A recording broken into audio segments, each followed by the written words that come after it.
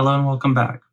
Today I wanted to talk about the first 3 air-to-air kills of the F-22 and the circumstances of what's happening over Canada and the United States. On Sunday, an F-16 shot down the 4th unidentified object over the US and Canada in the last 10 days. The object, along with the others, wasn't assessed to be a military threat, but was a flight hazard to civilian aviation. According to the White House, the last 3 objects have not been identified. The pilots also described the objects as having payloads and were unable to see any propulsion system, leading experts to believe they are being held up by lighter than air gases.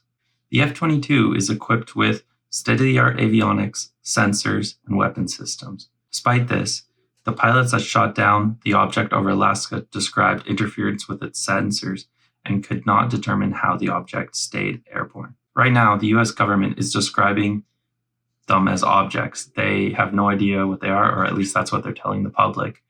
And right now, we don't really know anything about them other than that they're the size of a small car and they have been floating over the US and Canada. The most recent 3 were all shot down because they were at altitudes that commercial jetliners fly at, and they were a risk to commercial operations. The first of the 3 most recent objects is described as a metallic object that broke into several pieces when it impacted the ocean ice. This suggests it might have some kind of structure, but we won't know for sure until it's recovered by the military.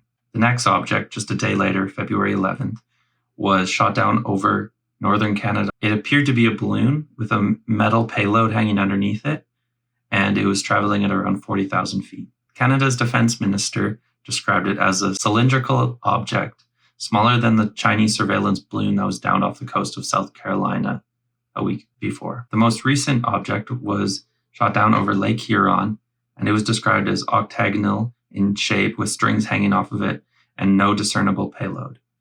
It was traveling at 20,000 feet, so a lot lower than the other ones. The balloon that was shot down, the first of the 4 objects, was traveling at around 60,000 feet, which is why it made it so far across the continental United States and Canada, as it was not a threat to commercial operations. Once it was safely off the east coast of the US officials decided that they should take it down so they can study it and see what kind of surveillance it was performing. The balloon shot down last week off the coast of South Carolina was massive and floating at 60,000 feet. So it wasn't a threat to civilian air traffic, but could have been spying on US and Canadian military bases. The balloon was about 200 feet tall and had a payload the size of a jet airliner, according to officials, and weighed at least a few thousand pounds. China admitted the balloon was theirs, but claimed it was for meteorological research purposes and hasn't claimed the other more recent objects as theirs.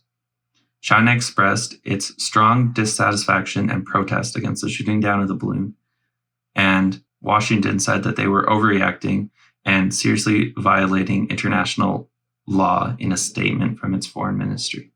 The Chinese have repeatedly informed the US that after verification, the airship was for civilian use and entered US airspace completely on accident, according to a statement in Sunday morning's Beijing Times. The US says that enhanced radar capabilities are at least partially the reason for the large uptick in unidentified objects being detected. They've also said that there's no evidence that the objects are extraterrestrial. Stay tuned for more updates around this situation, and thank you for watching.